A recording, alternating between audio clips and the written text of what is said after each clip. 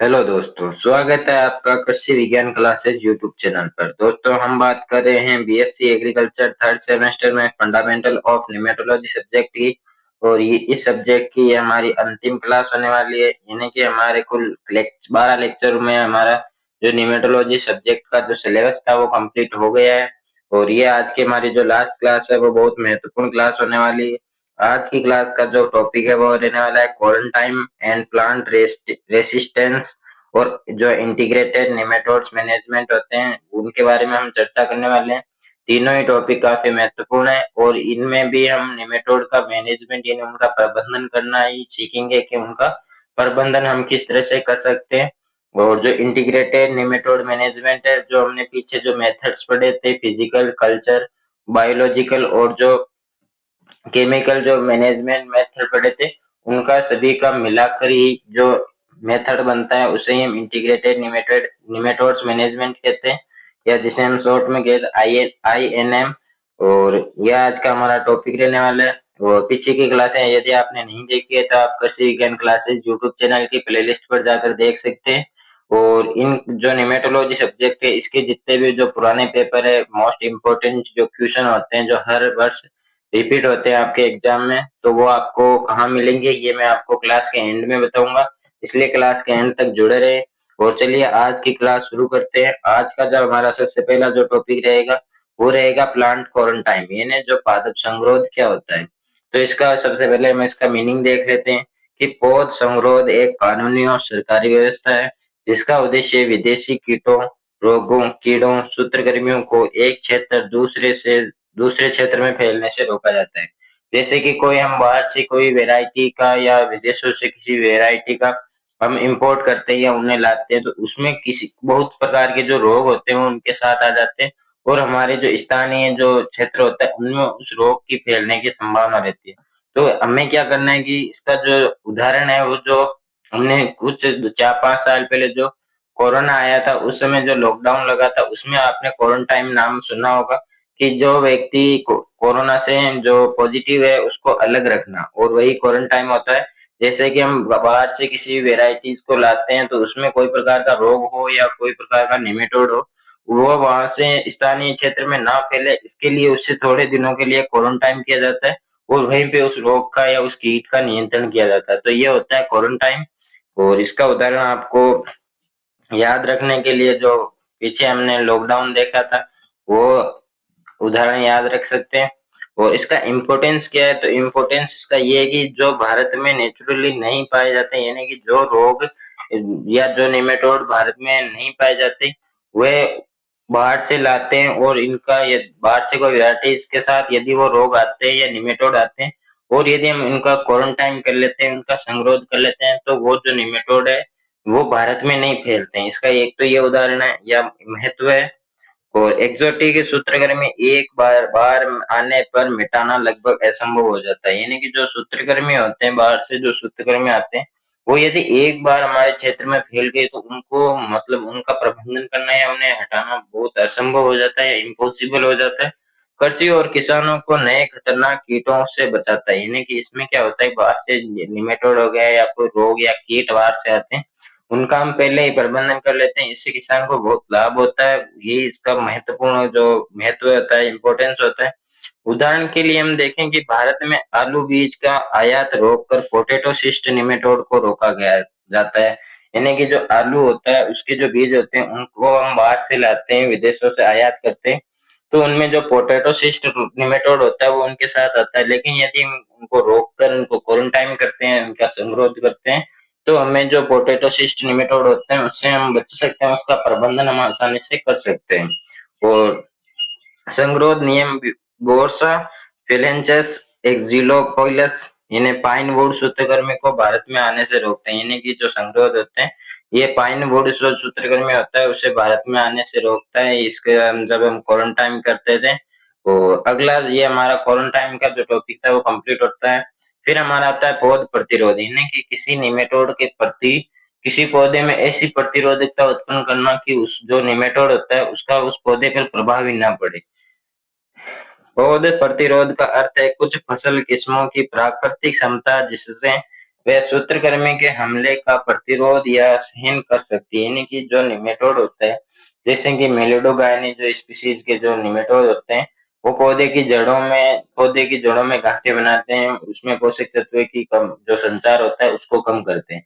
तो यदि किसी पौधे में उस जो निमेटोड है उसके प्रति जो प्रतिरोधकता या उसे सहन करने की क्षमता आ जाएगी, तो वह प्रति जो पौधा होता है वह ज्यादा इफेक्टेड नहीं हो पाएगा, उस पर ज्यादा जो निमेटोड है उसे ज्यादा प्रभावित नहीं कर पाएगा। यही होता है पादप प्रतिरोध यानी पौध प्रतिरोध। जैसे कि कोई किसी रोग के प्रति जो प्रतिरोधकता होती है या किसी कीट के प्रति प्रतिरोधकता होती है, उसी प्रकार निमेटोड के प्रति भी प्रतिरोधकता पौधे में उत्पन्न करवाई जाती है। इसका एडवांटेज यानी लाभ क्या होता है कि कोई केमिकल पॉल्यूशन नहीं होता है, पर्यावरण अनुकूल और सुरक्षित रहता है। यानी कि इससे क्या होता है कि पर्यावरण में ना हम केमिकल का यूज करेंगे, तो इससे क्या होता है कि पर्यावरण प्रदूषित नहीं होगा, पर्यावरण अनुकूल बना रहेगा। तो फिर अगला जो हमारा आता है वो आता है लो कॉस्ट, यानी कि किसान को कोई भी ऐसी वेरायटी आ जाएगी जो इसमें निमेटोड के प्रति प्रतिरोधकता होगी, तो उससे किसान को अलग से कुछ भी जैसे केमिकल वगैरह खरीदने की आवश्यकता नहीं होगी। इससे क्या होगा कि जो एक्स्ट्रा खर्चा होता है वो नहीं करना पड़ेगा, सस्ता और किसानों के लिए उपयोगी है और लॉन्ग लास्टिंग, यानी कि जो ऐसी प्रतिरोधकता उत्पन्न कर देते हैं, तो ये क्या है दीर्घ लंबे समय तक चलने वाली, इससे लंबे समय तक निमेटोड प्रभावित नहीं कर पाएगा। तो ये लॉन्ग लास्टिंग है। और इसका उदाहरण है कि टमाटर की किस्में जो पूसा 120, पूसा गौरव है जो टमाटर की वेरायटी है, वो मेलिडोगाइन इनकॉग्नेटा जो रूट नॉट सूत्रकृमि है उसके प्रति प्रतिरोधी होती है। यानी कि जो टमाटर की अन्य जो वेरायटी होती है उसमें तो जो ये निमेटोड है रूट नॉट सूत्रकृमि जो निमेटोड है इसका प्रभाव होता है, और इसे जो ये सूत्रकृमि है ये उन वेराइटीज को प्रभावित भी करता है।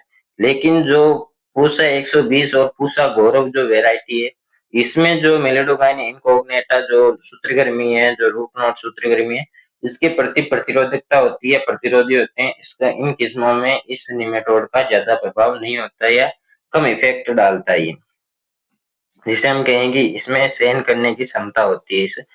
और फिर आता है लोबिया के प्रतिरोधी किस्में रूट नॉट निमेटोड से सुरक्षित करती है। लोबिया में भी कुछ प्रतिरोधी जो किस्में होती है वो रूट नॉट निमेटोड से लोबिया को सुरक्षा प्रदान करती है। अब हम पढ़ते हैं समेकित सूत्रकृमि प्रबंधन यानी इंटीग्रेटेड निमेटोड मैनेजमेंट, आईएनएम जिसे हम शॉर्ट में कह सकते हैं। और एक हमने आपने नाम सुना होगा आईपीएम यानी integrated pest management.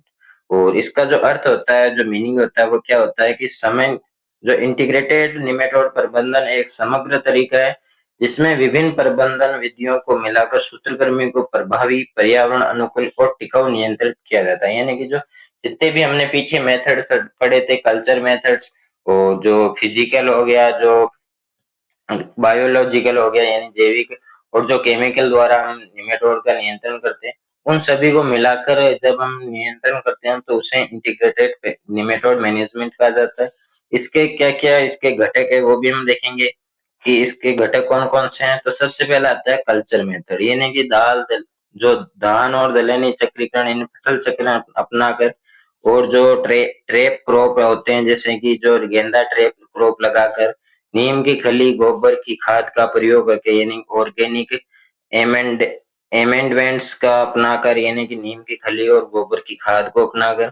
Physical methods में देखेंगे जो प्लास्टिक शीट से मिट्टी का सौर्यकरण करना है, यानी कि जो प्लास्टिक की जो पारदर्शी जो पॉलीथीन होती है उसे मृदा में ढककर जो हम निमेटोड का प्रबंधन करते हैं, इसकी विस्तार विधि हमने पिछली क्लासों में देखी थी कि किस तरह से कार्य करती है।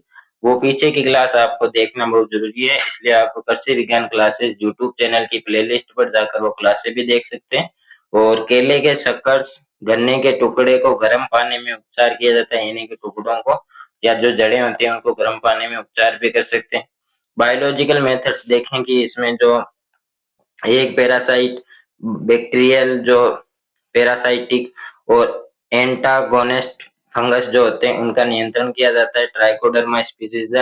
और फिर आता है रासायनिक उपाय। रासायनिक उपाय में क्या हमने पढ़ा था कि कार्बोफ्यूरॉन फोरेट ऑक्सामिल सीमित और सावधानी से उपयोग करना चाहिए, यानी कि इनका जो केमिकल जो मेथड्स होते हैं उनको हमें सावधानी से प्रयोग करना चाहिए और पर्याप्त मात्रा में इनका प्रयोग करना चाहिए। ये जो विधियां हैं इनको मैंने यहाँ पे ज्यादा इसलिए नहीं बताया क्योंकि इन जो विधियां उनको हमने 2 क्लासों में देखा था। एक में हमने 2 विधियां पढ़ी थी और दूसरे में हमने जैविक और रासायनिक विधियां पढ़ी थी।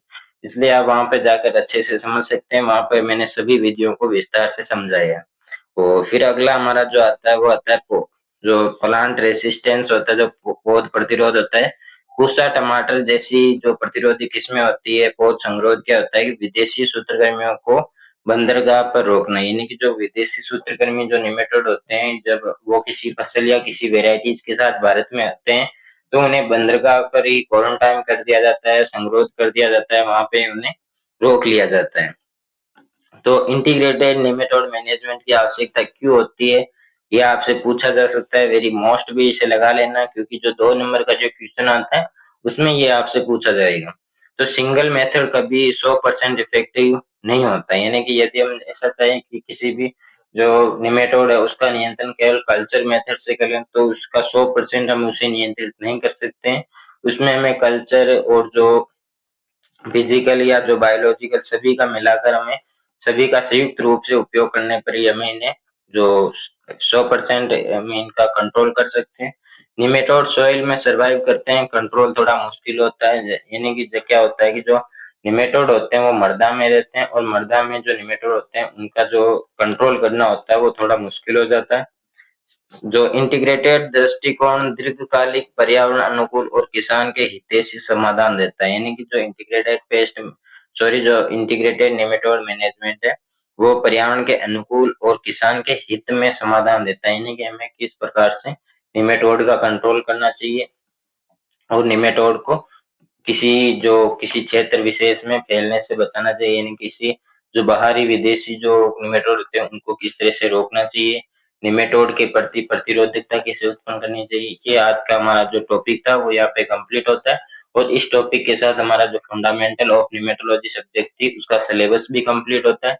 आई होप आपको आज का टॉपिक के साथ साथ पूरी जो निमेटोलॉजी सब्जेक्ट थी उसकी सभी क्लासें आपको अच्छी लगी होगी। यदि आपको अच्छी लगी हो तो आप जो कृषि विज्ञान क्लासेस यूट्यूब चैनल है उसके साथ जुड़ सकते हैं। उसके लिए आपको चैनल को सब्सक्राइब करके बेल आइकन को प्रेस करना है। और भी जो एग्जाम रिलेटेड जो स्टडी मटेरियल होता है वो आपको चाहिए तो वो आपको जो व्हाट्सएप ग्रुप है वहां पे मिलेगा। व्हाट्सएप ग्रुप की जो लिंक है वो आपको डिस्क्रिप्शन में दी गई है, तो आप वहां से व्हाट्सएप ग्रुप में भी ऐड हो सकते हैं। और जल्दी मिलेंगे नेक्स्ट क्लास में नए टॉपिक और नए सब्जेक्ट के साथ। तब तक के लिए धन्यवाद। जय जवान जय किसान।